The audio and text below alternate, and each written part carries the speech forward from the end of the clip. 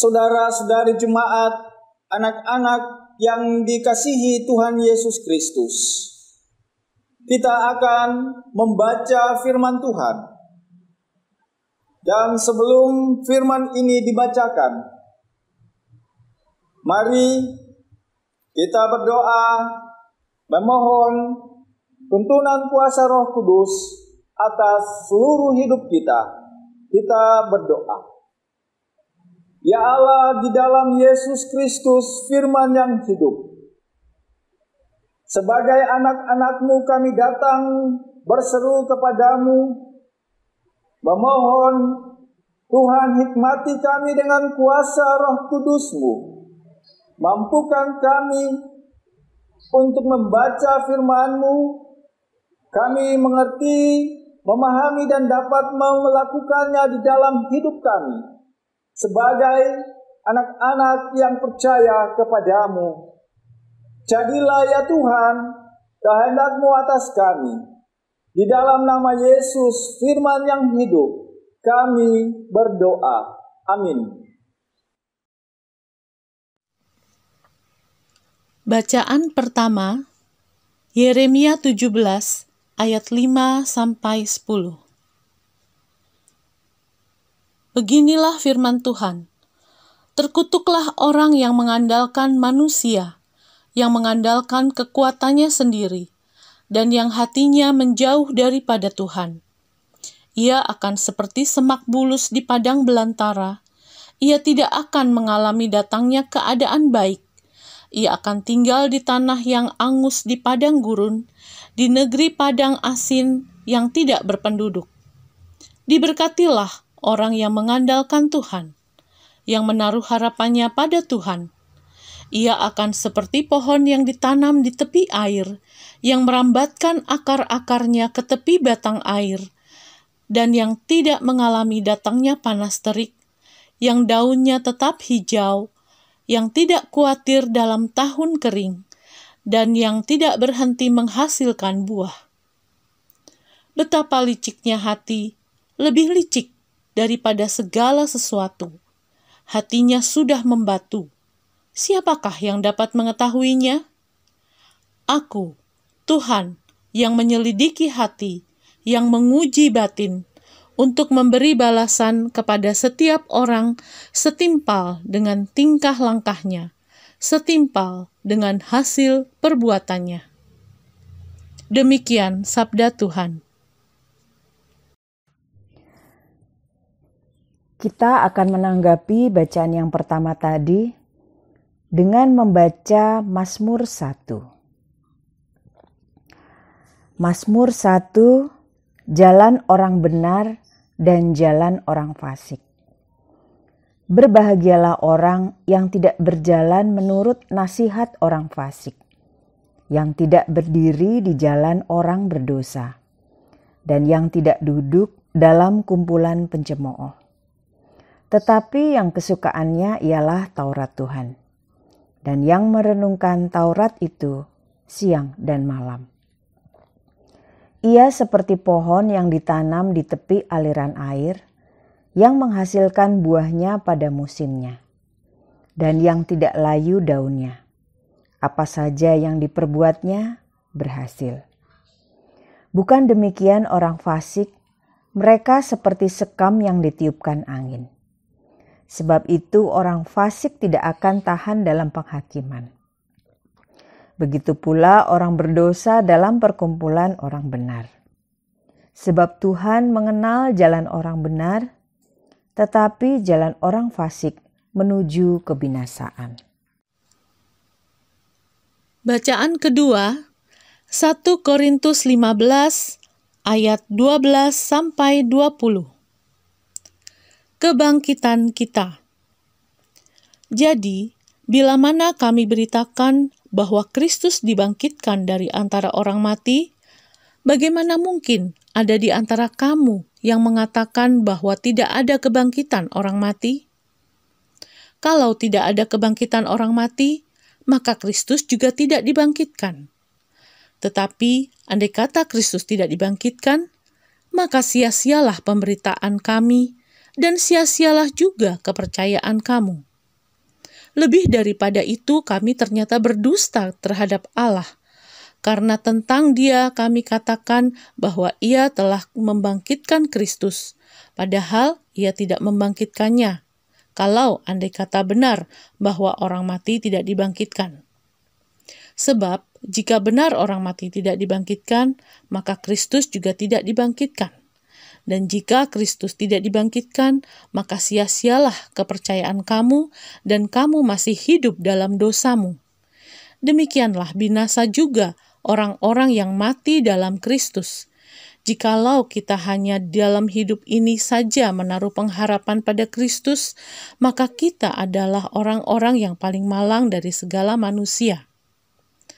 Tetapi yang benar ialah bahwa Kristus telah dibangkitkan dari antara orang mati sebagai yang sulung dari orang-orang yang telah meninggal. Demikian sabda Tuhan. Kita akan membacakan kitab Injil dari Injil Lukas pasal 6 ayat 17 sampai ayatnya yang ke-26. Lukas pasal 6 ayat 17 sampai ayatnya yang ke-26. Yesus mengajar dan menyembuhkan banyak orang. Lalu Ia turun dengan mereka dan berhenti pada suatu tempat yang datar. Di situ berkumpul sejumlah besar dari murid-muridnya dan banyak orang lain yang datang dari seluruh Yudea dan dari Yerusalem dan dari pantai Tirus dan Sidon. Mereka datang untuk mendengarkan Dia dan disembuhkan dari penyakit mereka. Juga mereka yang dirasuk oleh roh-roh jahat beroleh kesembuhan. Dan semua orang banyak itu berusaha menjamah Dia, karena ada kuasa yang keluar daripadanya dan semua orang itu disembuhkannya. Lalu Yesus memandang murid-muridnya dan berkata, "Berbahagialah hai kamu yang miskin, karena kamulah yang mempunyai kerajaan Allah. Berbahagialah hai kamu yang sekarang ini lapar, karena kamu akan dipuaskan. Berbahagialah hai kamu yang sekarang ini menangis, karena kamu akan tertawa.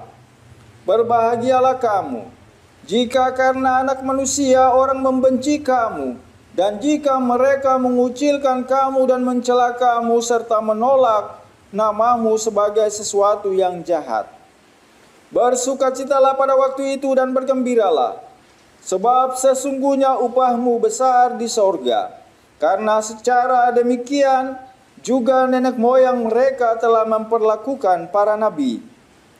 Tetapi celakalah kamu, hai kamu yang kaya, karena dalam kekayaanmu kamu telah memperoleh penghiburanmu. Celakalah kamu yang sekarang ini kenyang, karena kamu akan lapar. Celakalah kamu yang sekarang ini tertawa, karena kamu akan berduka cita dan menangis. Celakalah kamu jika semua orang memuji kamu, karena secara demikian juga nenek moyang mereka telah memperlakukan nabi-nabi palsu." Demikianlah Injil Yesus Kristus. Yang berbahagialah ialah mereka yang mendengarkan firman Allah, yang menghayati dan yang melakukannya dalam kehidupannya setiap hari. Haleluya.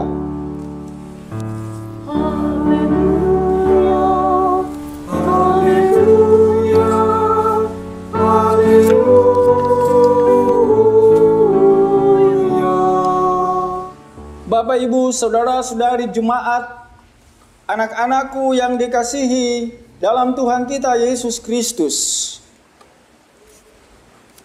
Sebuah sukacita besar bagi kita orang-orang yang percaya kepada Allah di dalam Tuhan kita Yesus Kristus. Sukacita itu boleh kita rasakan di dalam hidup kita.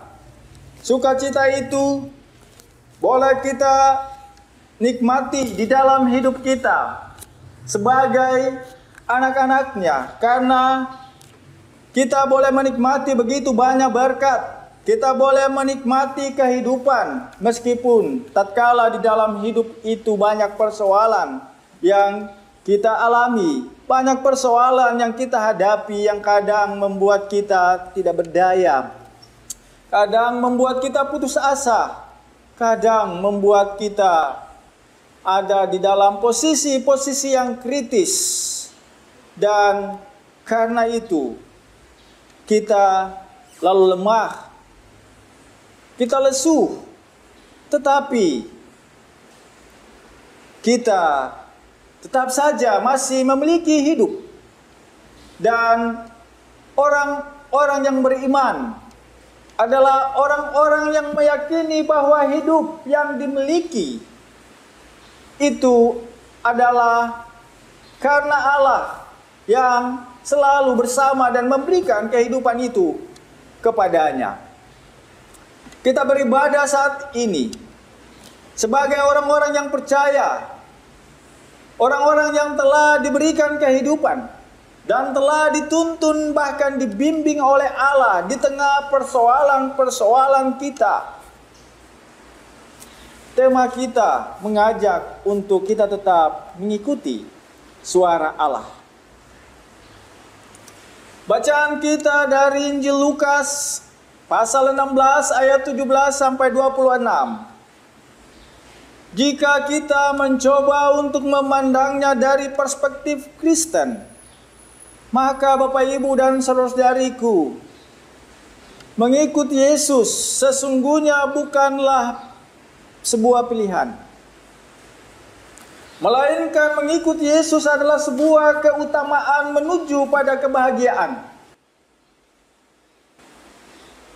Hal ini sebagaimana yang nampak di dalam ucapan atau sabda bahagia melalui Injil Lukas yang boleh kita baca bersama. Di sana menggambarkan apa yang terjadi bagi orang-orang yang hidup mengikuti Yesus. Berbahagialah. Ungkapan berbahagia adalah bagian yang dimiliki oleh para pengikut Yesus. Dikatakan demikian di dalam kitab Injil Lukas. Berbahagia dalam bahasa Yunani makarios mengandung arti bagi kita diberkati, beruntung, berbahagia. Bahagia yang mendalam dan tidak tersentuh, tidak bisa disentuh oleh siapapun termasuk oleh kita sebagai orang-orang yang berkata bahagia. Ucapan bahagia Bapak Ibu dan saudara-saudariku mengandung makna sukacita yang datang kepada kita melalui penderitaan kita, melalui kesakitan kita. Sukacita yang tidak bisa disentuh ataupun dihilangkan oleh kesedihan kita, oleh kehilangan, rasa kehilangan karena ditinggalkan oleh orang-orang terkasih. Sukacita yang tidak bisa disentuh oleh kesakitan. Bahkan sukacita yang tidak bisa dihilangkan oleh kedukaan dan kuasa-kuasa lain apapun. Itulah kebahagiaan yang dimaksudkan sebagai sebuah sukacita yang tidak bisa disentuh. Sukacita yang paling dalam dari hati tiap-tiap orang yang percaya kepada Kristus. Dan sukacita itu kita memilikinya karena Allah di dalam Kristus yang memberikan kita sukacita itu. Sukacita di dalam Kristus bersinar melampaui tangisan dan tidak akan dapat diambil atau dibinasakan oleh kuasa apapun dalam kehidupan di dunia ini. Dan karena itu, sebagai orang-orang yang percaya pada Kristus, kita merasa hidup ini adalah sebuah sukacita. Kita merasa bahagia karena kita memiliki kebahagiaan, dan kebahagiaan itu diberikan oleh Kristus tidak bisa dibinasakan oleh kuasa apapun di dunia ini.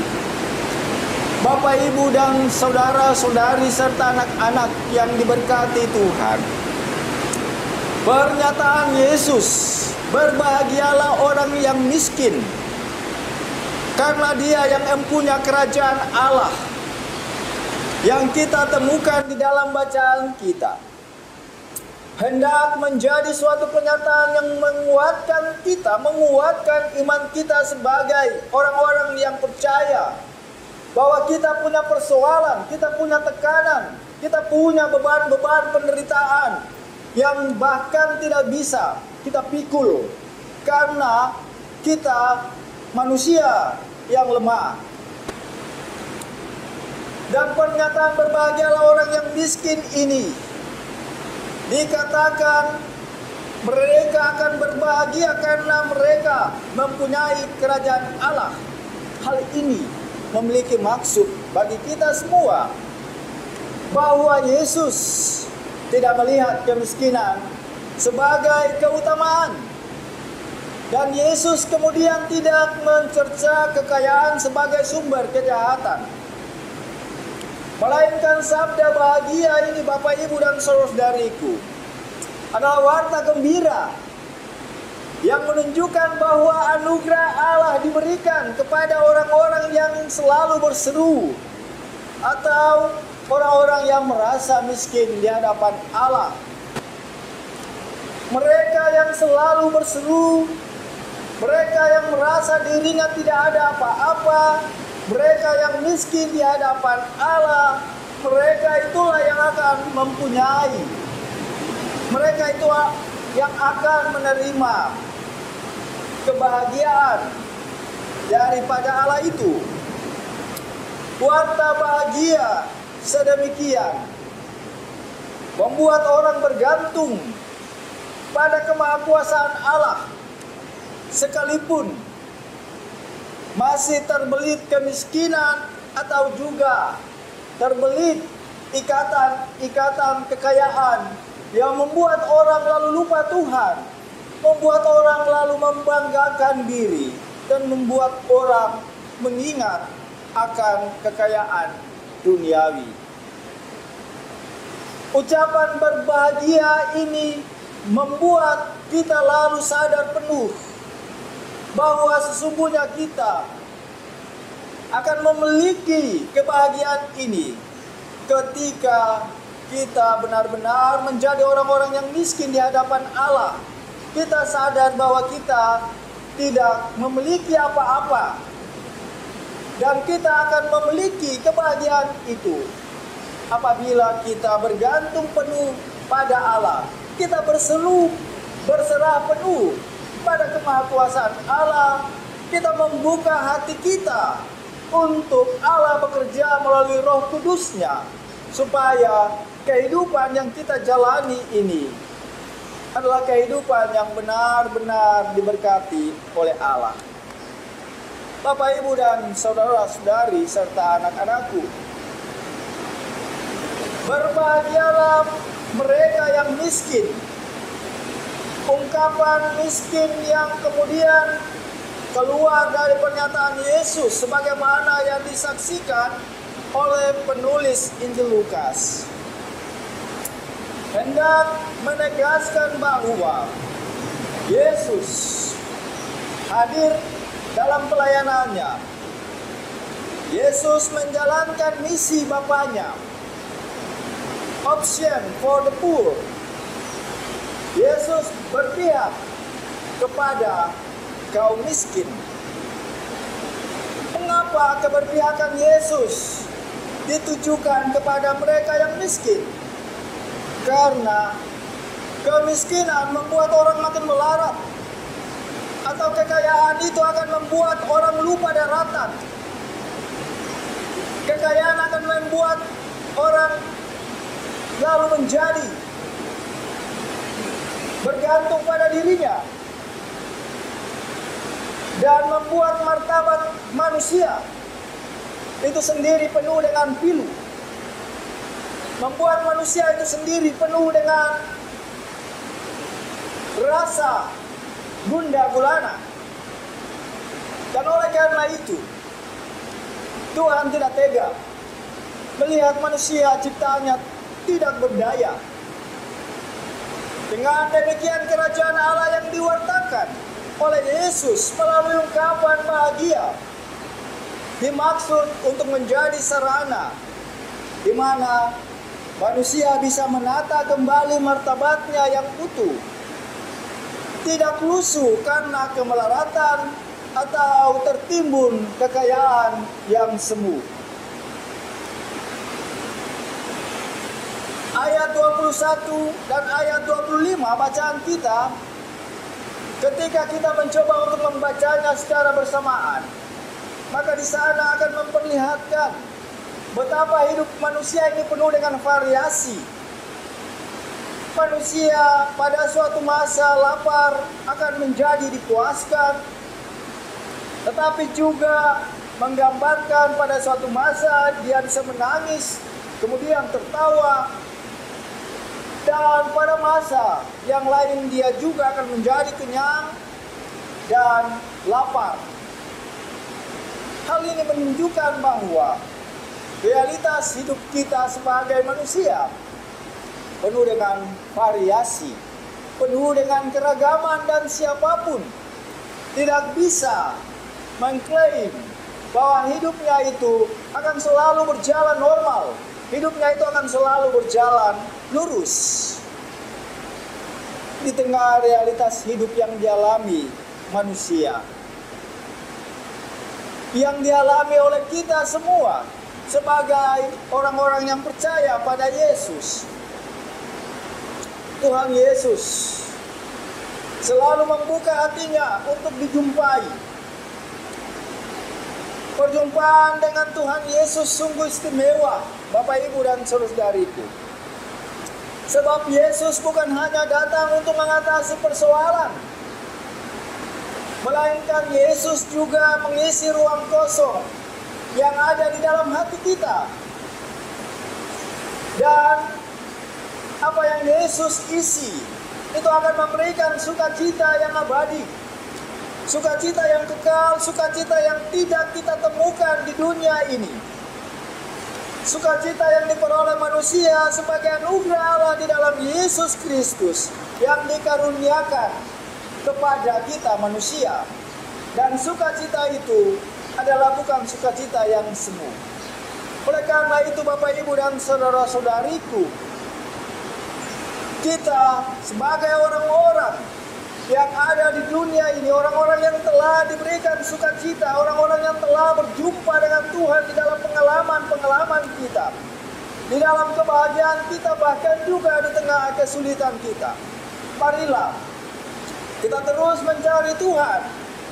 Marilah kita terus tergerak hati untuk berjumpa dengan Tuhan, supaya setiap kekosongan hati kita akan diisi oleh Yesus yang hadir membawa sukacita surgawi itu.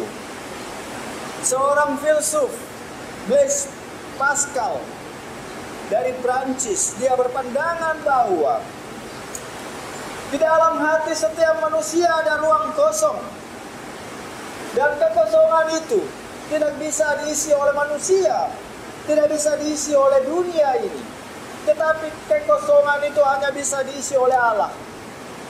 Nah, ruang kosong itu, Bapak, Ibu, dan saudariku, ruang kosong itu akan terisi ketika sebuah perjumpaan terjadi antara manusia dengan Allah.